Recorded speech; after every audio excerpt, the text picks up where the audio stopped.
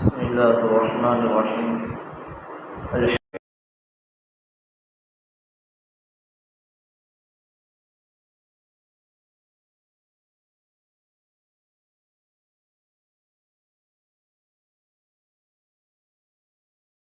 فلا مضل له ومن يضلله فلا هادي له، ونشهد أن لا إله إلا الله وحده لا شريك له، ونشهد أن سيدنا ونبينا مولانا محمدا عبده ورسوله. وما بعد، فقد قال الله تعالى في القرآن العظيم وفي الفرقان المجيد: فأعوذ بالله من الشيطان الرجيم. بسم الله الرحمن الرحيم.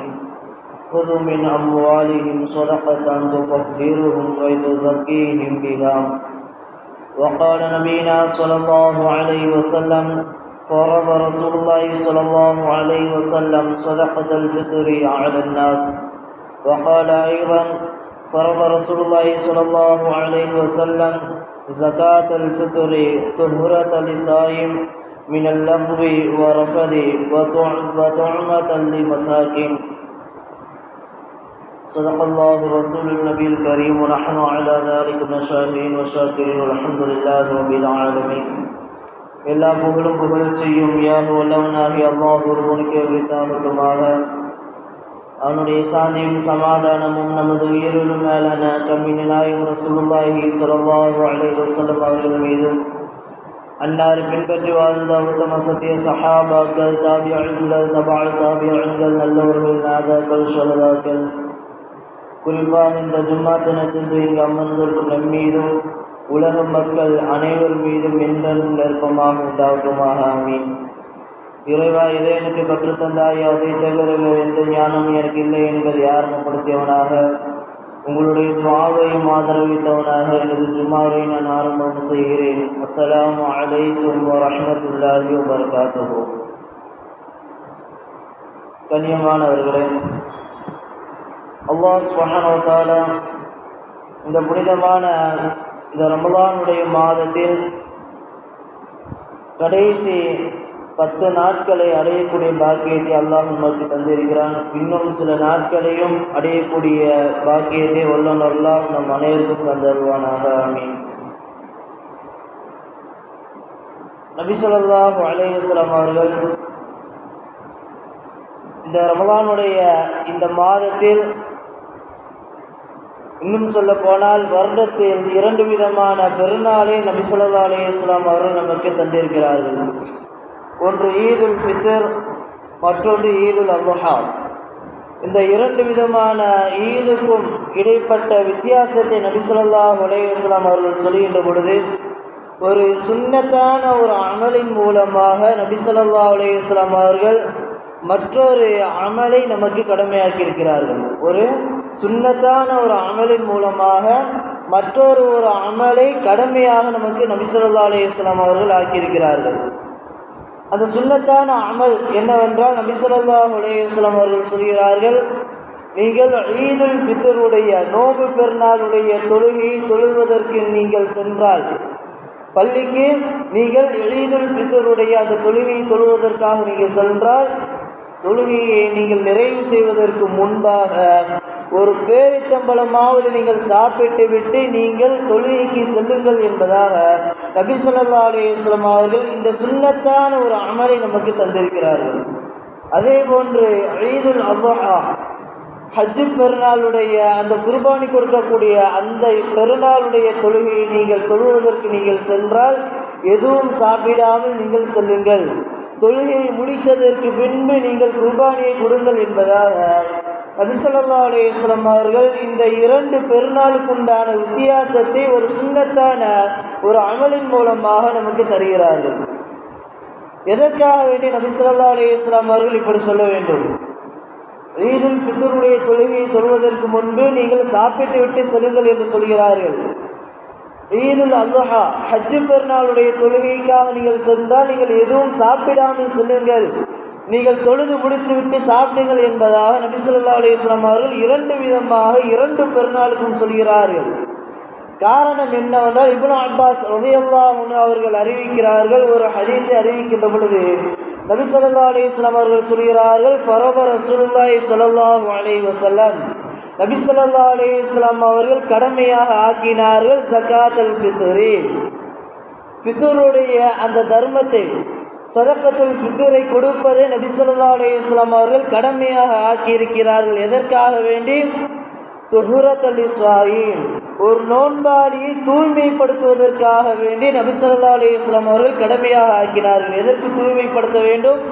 மினல் லஹ்வி வரஃபதி, தீய செயலில் ஈடுபட்டதற்காகவும், தேவையில்லாத பேச்சை பேசியதற்காகவும், ஒரு மனிதர் நோன்பு வைத்த நிலையில் தேவையில்லாத ஒரு பேச்சை பேசியதற்காகவோ அல்லது தீய செயலில் ஈடுபட்டதற்காக வேண்டி அதிலிருந்து ஒரு மனிதன் பாவ மன்னிப்பு கேட்கும் விதமாக, அதற்கு பரிகாரமாக நபி ஸல்லல்லாஹு அலைஹி வஸல்லம் அவர்கள் இந்த ஸதக்கத்துல் ஃபித்ரை கடமையாக ஆக்கியிருக்கிறார்கள் என்பதாக பெருமானார் ரசூலுல்லாஹி ஸல்லல்லாஹு அலைஹி வஸல்லம் அவர்கள் அந்த ஹதீஸை சொல்லிவிட்டு அதற்கடுத்து பெருமானார் சொல்லுவார்கள், வ துஅம்மத்துல் லில் மசாகின், ஏழை எளிய மக்களுக்கு உணவளியுங்கள் என்பதையும் நபி ஸல்லல்லாஹு அலைஹி வஸல்லம் அவர்கள் அந்த ஹதீஸினுடைய இறுதியில் சொல்லி முடிப்பார்கள்.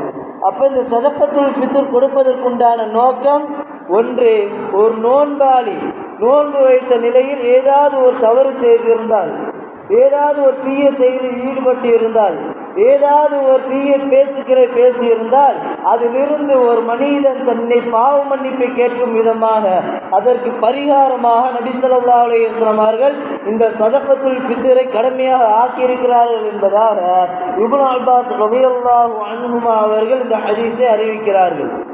அப்போ இந்த ஸதக்கத்துல் ஃபித்ர் என்பது நம்முடைய பாவங்கள், நாம் நோன்புடைய நேரத்தில் நாம் செய்த அந்த பாவத்திற்கு பரிகாரமாக இருக்க வேண்டும் என்பதற்காகத்தான் நபி ஸல்லல்லாஹு அலைஹி வஸல்லம் அவர்கள் இந்த ஸதக்கத்துல் ஃபித்ரை பெருநாள் தொழுகை தொழுவதற்கு முன்பாகவே அதை நிறைவேற்றிவிட வேண்டும் என்பதையும் நபி ஸல்லல்லாஹு அலைஹி வஸல்லம் அவர்கள் நமக்கு தெளிவாக சொல்லித் தருகிறார்கள்.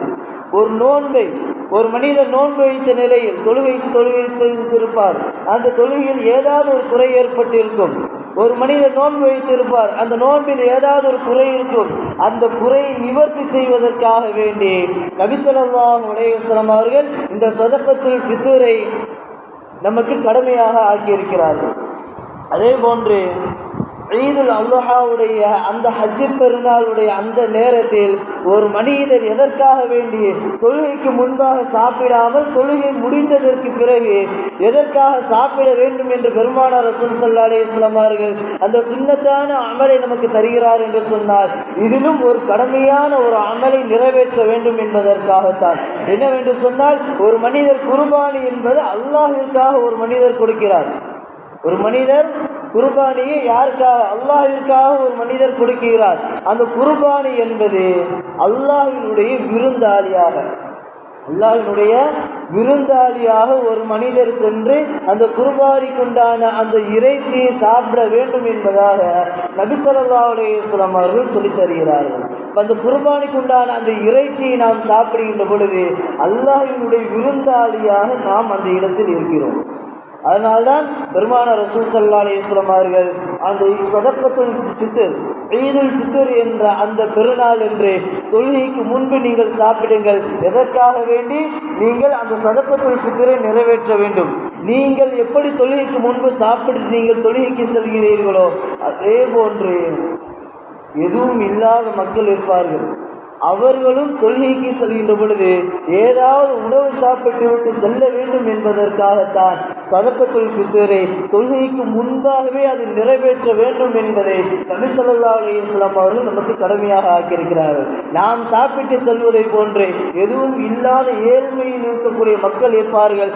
அவர்களும் அதை உணவை சாப்பிட்டு விட்டு செல்ல வேண்டும் என்ற அந்த நோக்கத்தில் நபி ஸல்லல்லாஹு அலைஹி வஸல்லம் அவர்கள் தொழுகைக்கு முன்பே நீங்கள் ஸதக்கத்துல் ஃபித்ரை நிறைவேற்றி விடுங்கள் என்பதையும் நபி ஸல்லல்லாஹு அலைஹி வஸல்லம் அவர்கள் சொல்கிறார்கள். இன்னொரு ஹதீஸில் சொல்கின்ற பொழுது உமர் ரலியல்லாஹு அன்ஹு அவர்கள் சொல்வார்கள், அவர்கள் அறிவிக்கிறார்கள், ஃபரத ரசூலுல்லாஹி ஸல்லல்லாஹு அலைஹி வஸல்லம், ரசூல் ஸல்லல்லாஹு அலைஹி வஸல்லம் அவர்கள் கடமையாக ஆக்கினார்கள் ஸதக்கத்துல் ஃபித்ர், ஸதக்கத்துல் ஃபித்ரை கடமையாக ஆக்கினார்கள் அலன் நாஸ், எல்லா மக்களின் மீதும் அந்த ஸதக்கத்துல் ஃபித்ரை கடமையாக ஆக்கினார்கள்.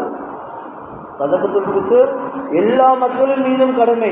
அது யார் யார் மீது கடமை என்று சொல்கின்ற பொழுது இமாம்கள் அதை வரிசையாக அடுக்கிக் கொண்டே சொல்வார்கள். யார் யார் மீது கடமை என்று சொல்கின்ற பொழுது எதற்காக இதற்கு ஃபித்ர் என்று பெயர் வைக்கப்பட்டது? இதற்கு 2 விதமான காரணங்களை சொல்வார்கள் இமாம்கள்.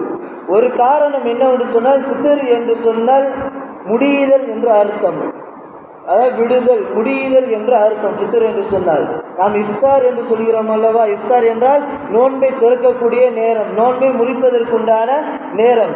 அதனால்தான் ஃபித்ர் என்றால் நோன்பு 30 நாட்களும் பூர்த்தியாகி, நோன்பு 30 நாளோ அல்லது 29 நாள் பூர்த்தியாகி அது முடிவடைகிறது அல்லவா?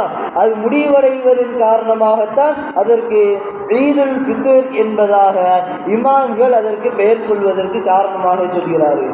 2வது காரணம் சொல்கின்ற பொழுது, அந்த பெருநாளுடைய நேரத்தில் நபி ஸல்லல்லாஹு அலைஹி வஸல்லம் அவர்கள் சதகத்துல் ஃபித்ரை நிறைவேற்றுவது கடமை என்று சொன்னார்கள். அதற்காகத்தான் அதற்கு ஈதுல் ஃபித்ர் என்ற பெயரும் அதற்கு வைக்கப்பட்டிருக்கிறது என்பதாக 2 விதமான காரணங்களை இமாம்கள் குறிப்பிடுகிறார்கள். சரி, இது யாரின் மீது கடமை? இந்த சதகத்துல் ஃபித்ர் யாரின் மீது கடமையாக இருக்கிறது என்று பெருமானார் ரசூலுல்லாஹி ஸல்லல்லாஹு அலைஹி வஸல்லம் அவர்கள் சொல்கிறார்கள். அந்த பெருநாளுடைய நேரத்தில் தன்னுடைய வீட்டுக்கு தேவையாக எல்லாம் தேவையானதற்கு பிறகு தன்னுடைய வீட்டில் குடும்பத்தில் இருக்கக்கூடியவர்களுக்கு, நம்முடைய பிள்ளைகளுக்கு, அல்லது அந்த பெருநாள் அன்னைக்கு ஏற்படக்கூடிய செலவினங்கள் போக மேல் மிச்சமாக எது இருக்கிறதோ அவர்கள் மீது அது கடமையாக இருக்கிறது என்பதாக நபி ஸல்லல்லாஹு அலைஹி வஸல்லம் அவர்கள் கூறுகிறார்கள். இந்த ஃபித்ர் கொடுப்பதற்குண்டான இந்த அளவு என்ன என்று குறிப்பிடுகின்ற பொழுது அபு ஹனீஃபா ரஹ்மத்துல்லாஹி அலைஹி அவர்கள் சொல்வார்கள், 1 கிலோ 633 கிராம் அளவிற்கு ஒரு மனிதர் அரிசியோ அல்லது கோதுமையோ வாங்கி கொடுக்க வேண்டும் என்பதாக அபு ஹனீஃபா ரஹ்மத்துல்லாஹி அலைஹி அவர்கள் சொல்கிறார். 1 கிலோ 633 கிராம் அரிசி அல்லது கோதுமை அல்லது அதற்குண்டான பணம், இந்த வருடத்திற்கு அதற்குண்டான அளவு பணம் எவ்வளோ என்று பார்த்தோம்னா 90 ரூபா வரும். எவ்வளோங்க? 90 ரூபா. 1 கிலோ 633 கிராமுக்கு உண்டான ஒரு அரிசியோ அல்லது கோதுமையோ வாங்கணும் அப்படின்னா இப்போ இந்த வருடத்திற்குண்டான அமௌண்ட்டு 90 ரூபா வரும். அதே இமாம் ஷாஃபி ரஹ்மத்துல்லாஹி அலைஹி அவர்கள் சொல்கின்ற பொழுது 2 கிலோ 400 கிராம் அளவிற்கு ஒரு மனிதர் அரிசி அல்லது கோதுமை போன்ற தானிய வகைகளை வாங்கி கொடுக்க வேண்டும் என்பதாக இமாம் ஷாஃபி ரஹ்மத்துல்லாஹி அலைஹி அவர்கள் சொல்கிறார்கள். பணம் எதுவுமே கொடுக்கக்கூடாது. ஷாஃபி ரஹ்மத்துல்லாஹி அவர்களுடைய பொறுத்த வரைக்கும் பணமாக என்ன செய்யக்கூடாது, கொடுக்கக்கூடாது, பொருளாகத்தான் என்ன செய்யணும், வாங்கி கொடுக்கணும். ஆனால் அபு ஹனீஃபா ரஹ்மத்துல்லாஹி அவர்களின் பிரகாரம் ஒரு மனிதர் பொருளாக கூட வாங்கி கொடுக்கலாம், அல்லது அந்த பொருள் எவ்வளோ வருதோ அதற்கு உண்டான அந்த அமௌண்ட்டை கூட என்ன செய்யலாம், கையில் கொடுக்கலாம் என்பதாக இமாம் அபு ஹனீஃபா ரஹ்மத்துல்லாஹி அவர்கள் சொல்கிறார்கள். ஜக்காத்துக்கு உண்டான அளவை சொல்கின்ற பொழுது அபு ஹனீஃபா ரஹ்மத்துல்லாஹி அவர்கள் சொல்கிறார்கள், 87 கிராம் தங்கம் இருந்தது அப்படின்னா 87 கிராம் அளவுக்கு ஒரு மனிதரிடத்தில் தங்கம் இருந்தது என்று சொன்னால் அந்த மனிதருக்கு அதில் ஜக்காத்து கடமையாக இருக்கிறது. அதே போன்று வெள்ளியில் எவ்வளோன்னு பார்த்தோம்னா 612 கிராம், வெள்ளியில் 612 கிராம் ஒரு மனிதரிடத்தில் வெள்ளி இருந்தது அப்படின்னா அதற்குண்டான ஜக்காத்து கடமையாகும். ஒருத்தர் தங்கமும் கிடையாது, வெள்ளியும் இல்லை, ஆனால் அந்த வெள்ளி தங்கத்துக்கு உண்டான பணமாக ஒருத்தர் இருக்குது அப்படின்னா அப்பயுமே அந்த தங்கம் வெள்ளிக்கு உண்டான எவ்வளோ வருதோ அதை என்ன செஞ்சோம்னா அந்த அமௌண்ட்டை ஜக்காத்தாக கொடுத்துடணும். 100க்கு 2 ரூபா 50 பைசா, 2% என்ன செய்யணும், 100 ரூபாய்க்கு 2% என்ன செய்யணும், கொடுக்கணும் ஜக்காத்து. அப்போ தங்கத்தில் எவ்வளோங்க, 87 கிராம், வெள்ளியில் 612 கிராம் என்ன செய்யணும் இருந்துச்சு அப்படின்னா அவர் மீது ஜக்காத்து கடமை என்பதாக நபி ஸல்லல்லாஹு அலைஹி வஸல்லம் அவர்கள் நமக்கு சொல்லி தந்திருக்கிறார்கள். இப்போ ஒரு வீட்டில் அம்மா இருக்காங்க, அத்தா இருக்கார், அண்ணன் தம்பி பிள்ளைகள்லாம் இருக்கிறாங்க.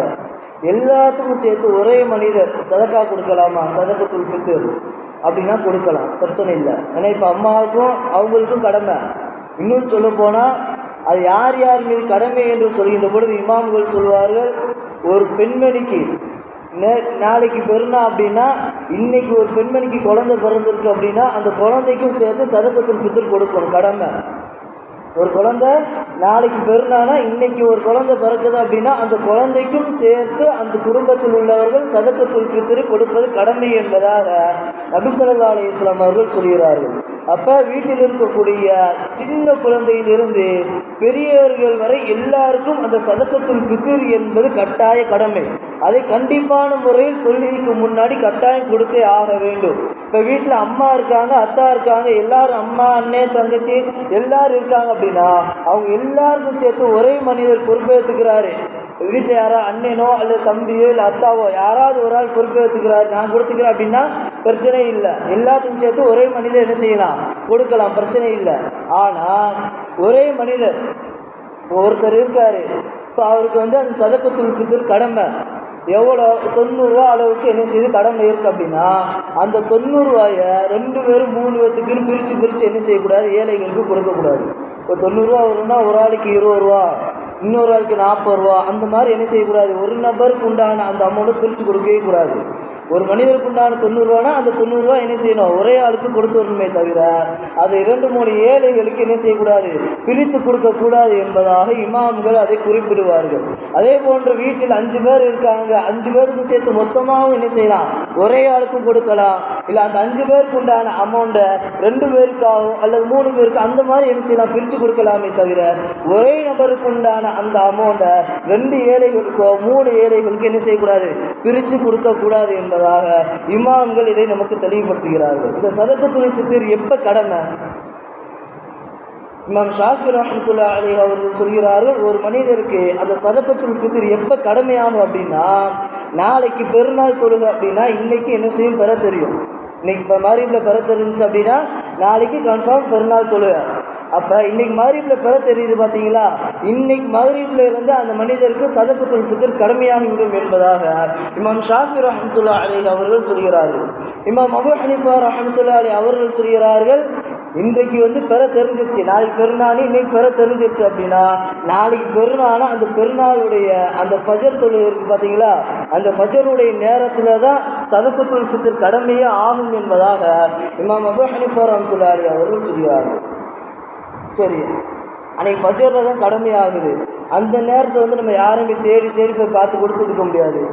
ஒருத்தர் என்ன செய்கிறாரு, நோம்புக்கு அந்த பெருநாள் தொழுகைக்கு ஒரு 5 நாளைக்கு முன்னாடியோ அல்லது 1 வாரத்துக்கு முன்னாடி அல்லது 2 வாரம் 3 வாரத்துக்கு முன்னாடி ஒருத்தர் சதக்கத்துல் ஃபித்ரை கொடுத்துட்டார் அப்படின்னா அது நிறைவேறுமா அப்படின்னா நிறைவேறும். அந்த சதக்கத்துல் ஃபித்ர் கண்டிப்பாக என்ன செஞ்சிடும், நிறைவேறும் என்பதாக இமாம்களும் என்ன செய்கிறாங்க, குறிப்பிடுறாங்க. ஏன்னா அந்த நேரத்தில் நம்ம யாரை போய் தேடி பார்த்து கொடுப்போம் அப்படின்னு முடியாது. அப்போ அந்த மனிதர் ஒரு வாரத்துக்கு முன்னாடியோ அல்லது 2 வாரத்துக்கு முன்னாடியோ அந்த சதக்கத்துல் ஃபித்ருக்கு உண்டான அந்த கடமையை ஒரு மனிதர் கொடுத்து விட்டார் என்று சொன்னால் அது நிறைவேறிவிடும் என்பதாக இமாம்கள் குறிப்பிடுவார்கள். மொத்தம் வணக்கம் அப்படிங்கிற 2 விதமாக நிறைவேற்றலாம். வணக்கத்தை 2 விதமாக நிறைவேற்றலாம். ஒன்று, ஒரு அமலுக்கு நேரம் குறிப்பிடப்பட்டிருக்கும், அந்த நேரத்தில் தான் அந்த அமலை நிறைவேற்ற முடியும். இன்னொன்று, நேரமே குறிப்பிட முடியாது, ஆனால் அது எப்போ வேணால் என்ன செய்யலாம், நிறைவேற்றலாம். தொழுகை இருக்குது, நோன்பு இருக்குது, ஹஜ்ஜு, தொழுகை நோன்பு ஹஜ்ஜு, இந்த 3மே அதுக்கு நேரங்கள் என்ன செய்யப்பட்டிருக்கு, குறிப்பிடப்பட்டிருக்கு. இப்போ தொழுகைனா தொழுகைக்குண்டான நேரம் வந்தால் தான் அதை நிறைவேற்ற முடியும். ரமதானுடைய நோன்பு அப்படின்னா ரமதானுடைய மாதம் வந்தால் தான் அதை நிறைவேற்ற முடியும். ஹஜ்ஜி செய்யணும் அப்படின்னா ஹஜ்ஜுடைய மாதம் வந்தால் தான் அதை செய்ய முடியும், நிறைவேற்ற முடியும். அப்போ இந்த 3க்குமே நேரம் குறிப்பிடப்பட்டிருக்கு. இந்த நேரம் குறிப்பிடப்பட்டதுன்னா அதை அந்த நேரத்தில் செஞ்சால் தான் அது முழுமையாக நிறைவேறும். இப்போ சதக்கா இருக்குது, சக்காத்து இருக்குது, இதுக்கு நேரம் குறிப்பிடலாம் முடியாது. அது எப்போ கையில் பணம் இருக்குது அப்படின்னா அவருக்கு சக்காத்து கடமையாகிரும். கையில் பணம் இருக்குன்னா அவருக்கு சதக்கா என்ன செஞ்சிடும், சதக்கத்துல் ஃபித்ர் கடமையாகிரும். இப்போ தன்னிடத்தில் பணம் இருந்துச்சுனாலே அந்த மனிதருக்கு ஜக்காத்தும் சதக்கத்துல் ஃபித்ரும் கடமையாகிறோம். இதுக்கு நேரம் குறிப்பிடணும் அப்படின்னு அவசியமே கிடையாது. அதனால தான் அந்த சதக்கத்துல் ஃபித்ரை தொழுகைக்கு முன்னாடி என்ன செய்யணும், கொடுக்கணும். அது 1 வாரத்துக்கு முன்னாடி கொடுத்தாலும் அது நிறைவேறும், 2 வாரத்துக்கு முன்னாடி கொடுத்தாலும் அந்த சதக்கத்துல் ஃபித்ர் நிறைவேறும் என்பதாக இமாம்கள் குறிப்பிடுகிறார்கள். சரி, ஒருத்தர் பெருநாள் தொழுகைக்கு முடிஞ்சதுக்கு அப்புறம் ஒருத்தர் சதக்கத்துல் ஃபித்ர் கொடுக்குறாரு அப்படின்னா அது நிறைவேறுமா? தொழுகைக்கு முன்னாடி ஒரு வாரத்துக்கு முன்னாடி கொடுத்தாலும் நிறைவேறும், 2 வாரத்துக்கு முன்னாடி கொடுத்தாலும் நிறைவேறும். ஆனால் தொழுகை முடிந்ததற்கு பிறகு ஒரு மனிதர் சதக்கத்துல் ஃபித்ர் கொடுத்தா நிறைவேறுமா அப்படின்னா நிறைவேறாது. ஒரு மனிதர் பெருநாள் தொழுகை முடிந்ததற்கு பிறகு, நோன்பு பெருநாள் தொழுகை முடிந்ததற்கு பிறகு ஒரு மனிதர் சதக்கத்துல் ஃபித்ர் கொடுக்கணும் அப்படின்னு நினச்சாரு அப்படின்னா அது கொடுத்தாலும் அது சதக்கத்துல் ஃபித்ருக்கு உண்டான நன்மை என்ன செய்யாது, வராது. நாம் எப்பயும் போல் சாதாரண ஒருத்தர் தர்மம் செய்கிறோம் பார்த்தீங்களா, அந்த மாதிரி தான் அதுக்குண்டான நன்மைகள் கிடைக்குமே தவிர அது சதக்கத்துல் ஃபித்ரை நிறைவேற்றியதுக்குண்டான அந்த கடமையான அந்த அமலை நிறைவேற்றியதுக்குண்டான அந்த நன்மை கிடைக்காது என்பதாக இமாம்கள் குறிப்பிடுவார்கள். அதே போன்றதான் ஹஜ்ஜு பெருநாளுடைய நேரத்தில், ஹஜ்ஜு பெருநாள் தொழுகை முடிந்ததற்கு பின்பு ஒரு மனிதன் என்ன செய்யணும், குர்பானி கொடுக்கிறது கடமை. ஒருத்தர் தொழுகை முடிவதற்கு முன்னாடியே என்ன செஞ்சார், குர்பானி கொடுத்துட்டார் அப்படின்னா அது குர்பானியாக என்ன செய்யாது, ஆகாது. சும்மா நார்மலாக நாம் என்னைக்காவது வீட்டில் என்ன செய்வோம், ஆடு அறுப்போம் அல்லது கடையில் என்ன செய்வாங்க, ஆடு இருப்பாங்க பார்த்தீங்களா, அந்த மாதிரிக்குண்டான நன்மை தான் அந்த மனிதருக்கு கிடைக்குமே தவிர குர்பானி நிறைவேற்றியதுக்குண்டான அந்த நன்மை கிடைக்காது என்பதாக இமாம்கள் குறிப்பிடுகிறார்கள். அப்போ சதக்கத்துல் ஃபித்ர் தொழுகைக்கு முன்னாடி நிறைவேற்றினால்தான் அது சதக்கத்துல் ஃபித்ருக்குண்டான நன்மை கிடைக்கும். தொழுகை முடிந்ததற்கு பின்பு ஒரு மனிதர் அதை கொடுத்தார் என்று சொன்னால் அது எப்பயும் போல சாதாரணமாக ஒரு மனித தர்மம் செய்தால் என்ன நன்மையோ அந்த நன்மை தான் கிடைக்குமே தவிர சதக்கத்துல் ஃபித்ருக்குண்டான அந்த நன்மை கிடைக்கவே கிடைக்காது. குர்பானியும் அதே போன்றுதான். தொழுகை முடிந்ததுக்கு பின்பு தான் குர்பானி என்பது கடமையாக ஆகும். தொழுகைக்கு முன்னாடி அவர் குர்பானி கொடுத்துட்டார் அப்படின்னா அது குர்பானி கொடுத்ததுக்கு உண்டான அந்த நன்மை என்ன செய்யாது, வராது. குர்பானி அவர் நிறைவேற்றி விட்டார் என்ற அந்த அமலும் என்ன செய்யாது, அந்த மனிதருக்கு வராது. எப்பயும் போல சாதாரணமாக அவருக்கு ஆடு அறுத்த மாதிரிக்குண்டான அந்த நன்மை தான் அவருக்கு கிடைக்கும் என்பதாக இமாம்கள் சொல்கிறார்கள். இப்போ அந்த சதக்கத்துல் ஃபித்ர் யாருக்கு கொடுக்கணும், ஏழைகளுக்கு என்ன செய்யலாம், அந்த சதக்கத்துல் ஃபித்ர் கொடுக்கலாம். இப்போ யாராவது கடனால் பாதிக்கப்பட்டு இருக்கிறாங்க, ரொம்ப அதிகமாக கடன் வச்சிருக்கிறாரு, அந்த கடனை நிறைவேற்றவே முடியலை அவரால் அப்படின்னா அவருக்கு இந்த சதக்கத்துல் ஃபித்ர் அவற்றை கொடுத்து அந்த கடனை நிறைவேற்றுவதற்குண்டான ஒரு வழியாக நாம் என்ன செய்யலாம், ஏற்படுத்தலாம் என்பதாக இமாம்கள் சொல்கிறார்கள். இப்போ அது எந்த அளவு கொடுக்கணும் அப்படின்னா இமாம் ரஹ்மத்துல்லாஹி அவங்க 1 கிலோ 633 கிராம் என்ன செய்யணும், அரிசி கோதுமை என்ன செய்யணும் அந்த மனிதர் கொடுக்கணும். அல்லது அதுக்குண்டான அம்பது 90 ரூபா என்ன செய்ய வரும். ஆனால் இப்போ உள்ள நம்ம காலத்தில் நம்ம சிலரை பார்க்கலாம், இப்போ 90 ரூபா அப்படின்னா அந்த 90 ரூபா மட்டும் என்ன செய்வாங்க சிலர் கொடுப்பாங்க. அது தவறு. 90 ரூபா அப்படின்னா 90 ரூபா அப்படிங்கிறது அதுக்கு கீழே என்ன செய்யக்கூடாது, போயிடக்கூடாது அப்படின்னுக்காகத்தான் நபி ஸல்லல்லாஹு அலைஹி வஸல்லம் அவங்க அந்த 1 கிலோ 633 கிராம் அப்படிங்கிற அந்த அளவு நிர்ணயம் செய்தது. அதுக்கு கீழே யாரும் போயிடக்கூடாது அப்படின்னுக்காகத்தான் நபி ஸல்லல்லாஹு அலைஹி வஸல்லம் அவர்கள் அதை நிர்ணயம் செய்திருக்கிறார்கள். அதுக்கு கூடுதலாக ஒரு மனிதர் கொடுக்காரு அப்படின்னா பிரச்சனை இல்லை.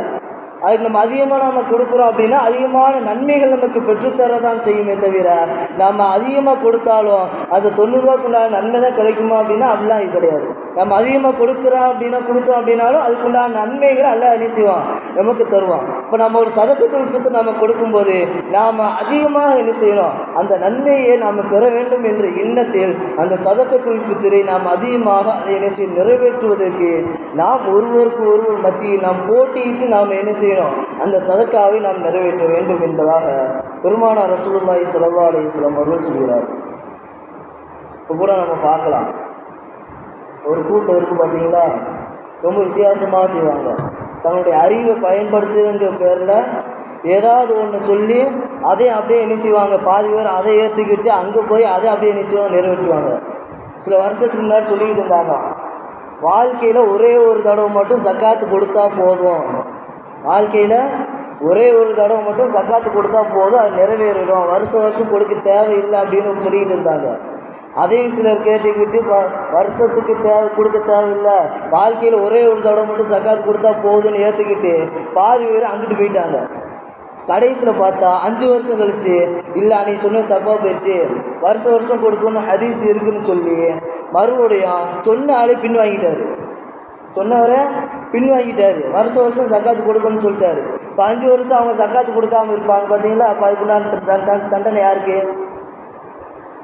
தன்னுடைய அறிவை பயன்படுத்தி ஒரு மனிதர் ஒரு ஹதீஸை செயல்படுத்துகின்ற பொழுது அந்த மனிதர் தவறான ஒரு வழியில் தான் சொல்ல முடியும். ஆனால் ஒருத்தர் கூட கேட்டார், ஹஸ்ரத் இந்த சதக்கத்துல் ஃபித்ர் அப்படிங்கிறது எனக்கு கடமை கிடையாதுல்ல அப்படின்னு கேட்டார். சதக்கத்துல் ஃபித்ர் எனக்கு கடமை கிடையாதுல்ல அப்படின்னாரு. ஏன்னா ரசூல் ஸல்லல்லாஹு அலைஹி வஸல்லம் அவர்கள் சதக்கத்துல் ஃபித்ர் எல்லாருக்கும் கடமைன்னு சொல்லியிருக்கிறாங்க. சின்ன குழந்தையிலிருந்து பெரியவர்கள் வரை எல்லாரும் அந்த சதக்கத்துல் ஃபித்ரை நிறைவேற்றுவது கடமைன்னு ரசூல் ஸல்லல்லாஹு அலைஹி வஸல்லம் அவங்க சொல்லியிருக்கிறாங்க. ஆனால் அந்த மனிதர் இந்த ஹதீஸை தவறாக வழங்கிட்டார். ஹதீஸை முழுமையாகவும் படிக்கலை, அரைகுறையமாக படிச்சுட்டாரு. ஹதீஸை தவறாக வழங்கிட்டார். என்ன ரசூல் ஸல்லல்லாஹு அலைஹி வஸல்லம் அவங்க என்ன சொல்லியிருக்கிறாங்க? ஃபரத ரசூலுல்லாஹி ஸல்லல்லாஹு அலைஹி வஸல்லம், ரசூல் ஸல்லல்லாஹு அலைஹி வஸல்லம் அவங்க கடமையாக ஆக்கியிருக்கிறார்கள் ஜகாத்துல் ஃபித்ரி, சதக்கத்துல் ஃபித்ரை நபி ஸல்லல்லாஹு அலைஹி வஸல்லம் வந்து கடமையாக ஆக்கியிருக்கிறாங்க. எதுக்கு கடமையாக்குனாங்க? துஹுரத்துல் இஸ்ராயின், ஒரு நோன்பாளியை தூய்மைப்படுத்துவதற்காக நபி ஸல்லல்லாஹு அலைஹி வஸல்லம் அவங்க கடமையாக்கி இருக்கிறாங்க. எதிலிருந்து? மினல் லஹ்வி வரஃபதி, ஒரு மனிதர் நோன்புடைய நேரத்தில் நோன்பு வைத்து கொண்டு தீய செயலில் ஈடுபட்டாலோ அது தவறான பேச்சில் ஈடுபட்டாலோ அந்த மனிதருக்கு சதக்கத்துல் ஃபித்ர் கடமை என்பதாக நபி ஸல்லல்லாஹு அலைஹி வஸல்லம் அவங்க சொல்லியிருக்கிறாங்க. அவர் என்ன வழங்கிட்டார் அப்படின்னா 30 நாள் நோன்பே வைக்கலை. 30 நாள் நோன்பே வைக்கலை. ரசூலுல்லாஹ் நோன்பு வச்சவங்க தவறு செஞ்சாதான் அது கடமைன்னு சொல்லியிருக்கிறாங்க. நான் நோன்பே வைக்கலே, நான் தவறு செஞ்சுருப்பேன், அப்போ எனக்கு கடமையே கிடையாதுல்ல அப்படின்னாரு அவர். முதல் நோன்பு வைக்காமல் இருந்தது பெரிய தவறு, நோன்பு வைக்காமல் இருந்ததே பெரிய தவறு. அது அவர் கண்ணுக்கு படலை. நோன்பு வச்சவங்களுக்கு தான் அது கடமை, அவங்க பாவம் பண்ணியிருப்பாங்க, அதனால் அவங்களுக்கு கடமை அப்படின்னு ரசூல் ஸல்லல்லாஹு அலைஹி வஸல்லம் அவங்க சொல்லியிருக்காங்கன்னு தவறாக வழங்கிட்டார். இன்னொன்று, அது முழுமையாகவும் அந்த ஹதீஸை அவர் படிக்கவில்லை.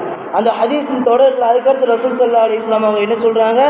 துஅமத்துல் மசாகீன், ஏழைகளுக்கு உணவு கொடுக்க வேண்டும் என்பதற்காக நபி ஸல்லல்லாஹு அலைஹி வஸல்லம் அவங்க கடமையாக்குனாங்க. மொத்தம் 2 விஷயத்துக்கு கடமையாக்குனாங்க.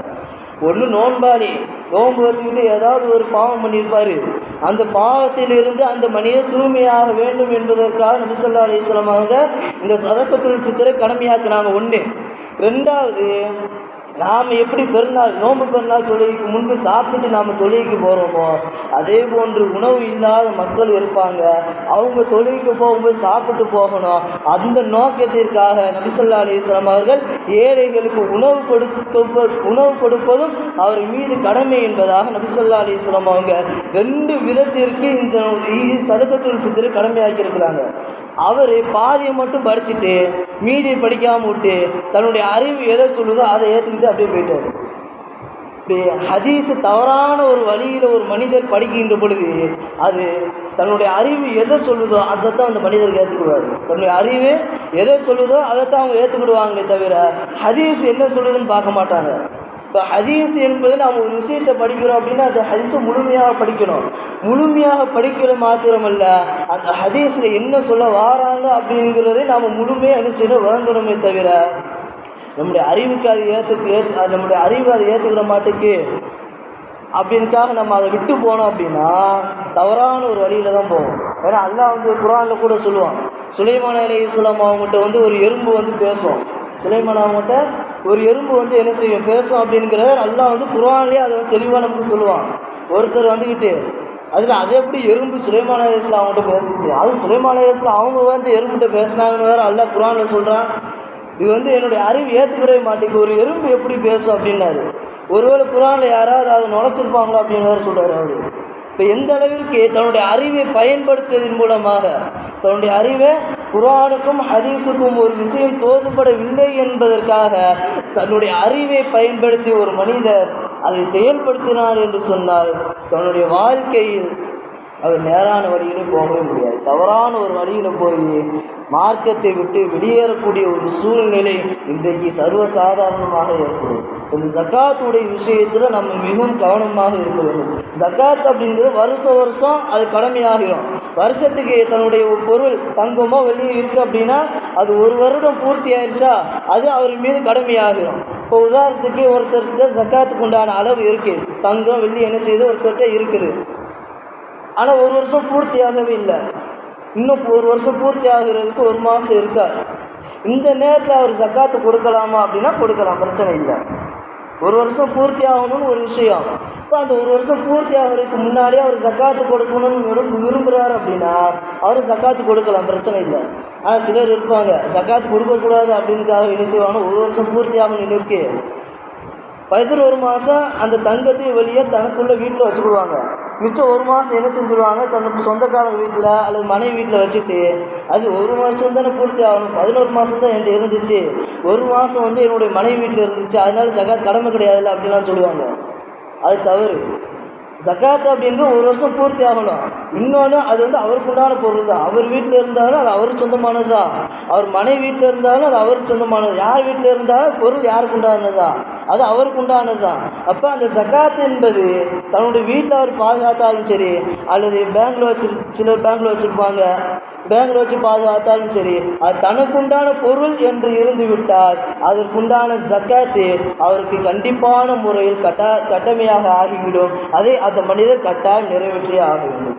இப்போ இந்த ஜக்காத்துடைய விஷயத்திலும் சதகத்துல் ஃபித்ருடைய விஷயத்திலும் நாம் மிகவும் கவனமாக இருக்க வேண்டும். அதன் மீது கடமையாக ஆகிவிட்டது.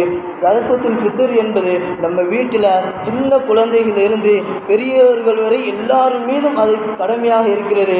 நம்முடைய பிள்ளைகள் அப்படின்னா அதை நாம் தான் நிறைவேற்றலாம், அதுக்கு உண்டான முழு பொறுப்பு நமக்கு தான் இருக்குது. இப்போ நாம் அதையும் முன்வைத்து கவனத்தில் எடுத்துக்கொண்டு நம்முடைய வீட்டில் இருக்கக்கூடிய சின்ன குழந்தையாக இருந்தாலும் அதற்குண்டான அந்த சதகத்துல் ஃபித்ரை நாம் நிறைவேற்றி அந்த நன்மையை நம்முடைய பிள்ளைகளுக்கும் நாம் எடுத்துச் செல்ல வேண்டும். அதற்குண்டான பாக்கியத்தை அல்லாஹ் நம் அனைவருக்கும் தந்தல்வானாக. ஆகிர் தஅவானா அல்ஹம்துலில்லாஹி ரப்பில் ஆலமீன். அஸ்ஸலாமு அலைக்கும் வரஹ்மத்துல்லாஹி வபரகாத்துஹு.